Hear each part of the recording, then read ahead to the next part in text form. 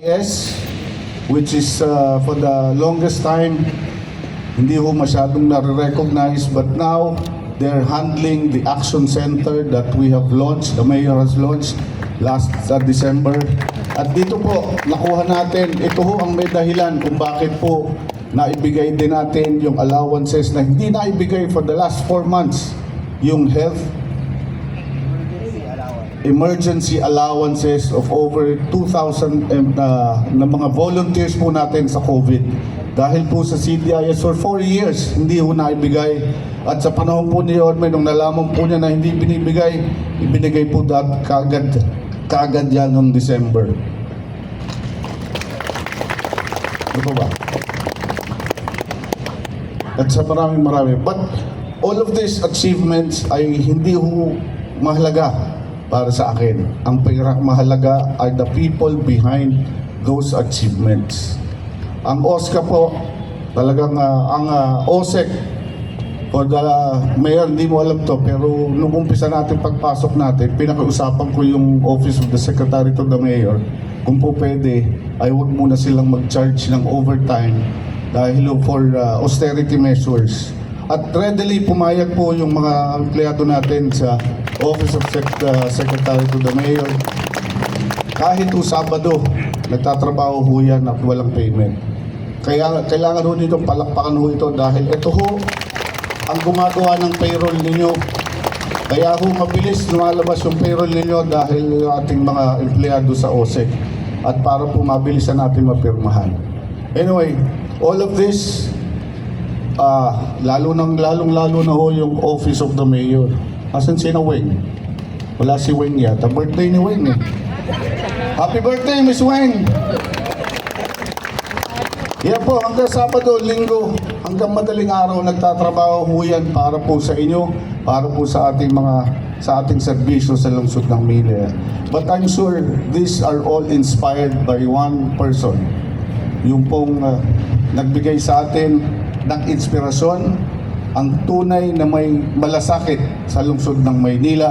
Palakpakan po natin, Yorme Francisco Isko Moreno Dumagoso.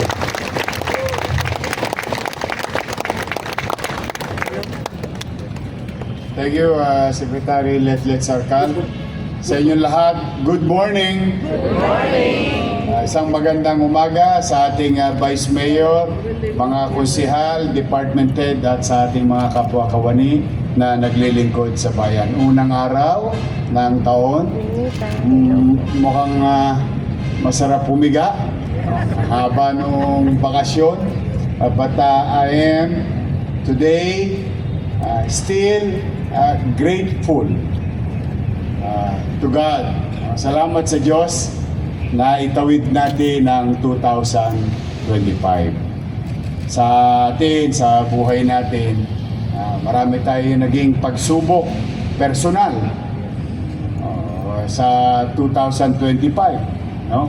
Malamang yung iba naman sa inyo, yung mga napaste, mga problemang personal sa bahay, o sa mga wala pang jowa, meron pang 2026 na naghihintay sa inyo. Panahon na ng pagbabago. Baka kailangan lang baguhin lang yung taste nyo. But kidding aside of all those challenges, economic and personal sa bawat buhay natin, awa ng Diyos, ito tayo may bagong taon na kakarapin. Na maaari ding magbigay sa atin ng pagsubok, pero maaari ding magbigay sa atin ng blessings. Kaya patuloy tayong manalig at sa buhay nating lahat. Hindi lang sa ating mga Pilipino, but bilang tao na there will be God alongside with us through the course of our life. And we must continue to believe. We must do our best and God will take care of the rest. Kaya sa 2026 ay hangad ko na sana'y lahat kayo maging malusog. Dahil kailangan ko kayo lahat. Kailangan tayo magtulong-tulong upang paglingkuran ang ating mga kababayan. Salamat sa kanila, sa taxpayer. Nairaos natin ang maraming bagay. At marami pa tayong bagay na kakarapin. At hindi na yan kaila sa mga nagdaang buwan. Ay, kayo rin naman sa inyong kanya-kanyang opisina, nagdadaan sa inyo ang mga papel. Alam ninyo ang totoong sitwasyon. But I am hopeful that 2026 will bring prosperity to the people of Manila and to our city government. Yung makatikim tayo ng maliwalas sa pananalapi. Rest assured, through your financial team of the city government, we will continue to be efficient in terms of collection and effective in terms of expenditures. Pipilitin natin maging masinop at maging epesyente sa paggasta. At pumanatag kayo hanggat kaya natin kung ano ang marapat para sa inyo at may mga obligasyon pa ang syudad na para sa inyo ay kayo ay top priority naman sa ating lungsod ng Maynila. So muli, ako naman ay humihiling, hinihiling ko lang sa inyo ay maglingkod tayo ng maliwalas sa ating mga mamamayan. Without them, there is no us. Our existence is through our people. Kaya marapat lamang na kung tayo ay nabubuhay dala ng pagtitiwala ng tao sa pagbibayad nila ng kanilang obligasyon, siguro hindi naman masama o bagay lamang na maglingkod tayo ng tapat, maayos, at huwag niyong ipagdadamot ang mapuputi ninyong ngipin. Lagi tayo ngingiti sa ating mga pinaglilingkurang mamamayan. The least thing that we can do for them, maliwalas na pakikitungo, may paggalang sa kapwa, hindi lamang sa co-workers, but also those people who will come in and out of our office. We must give them initial at marapat na respeto kapag sila'y tumungo sa ating kanya-kanyang opisina. Whether magbabayad, may sasangguni o hihinga ng tulong. Dahil wala naman pupunta sa City Hall ng walang kailangan. Bibihira. Except on a particular season wherein nagpupunta sila City Hall, babiyahe sila, matatraffic, mag-aantay sa mahabang pila para magbayad pa ng buwis. Nakikisuyo, maglingkod tayo ng may kababaang loob, may pagmamalasakit sa kapwa, at may paggalang sa kapwa at bawat isa. So muli, good luck. Thank you very much sa inyong lahat sa nagdaang 6 na buwan ng administrasyong ito. Naitawid natin ang City Hall at mamamayan ng lungsod ng Maynila.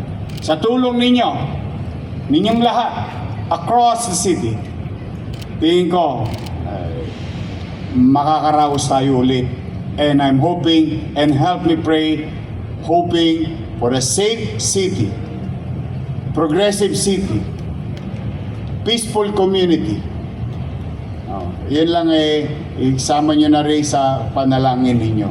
Muli, sa aking mga kapwa naglilingkod, mga kababayan, pumanatag kayo, pipilitin kong maging mainam at masinop sa lahat ng bagay.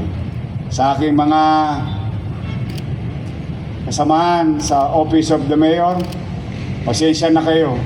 Totoo po yung sinabi ni Letlet. Kung minsan kasi kahit Sabado, kahit Linggo, nawawalan sila ng choice. Alam niyo bang request na lang nila sa akin kung minsan? Sana daw pagka Sabado, wag na daw muna akong pumasok kasi para makapaglaban naman daw sila. That's the truth of the matter. But sabi ko nga, no, we have to, pasensya na kayo, we have to catch up of lost opportunities. But I'm grateful, palakpakan naman natin yung aking mga kasama. Sasakripisyo sila. Ganon din, no? Noong itong holiday, pumapasok yung city treasurer o yung business permit. No? Those who are doing special going beyond, thank you very much sa inyong lahat.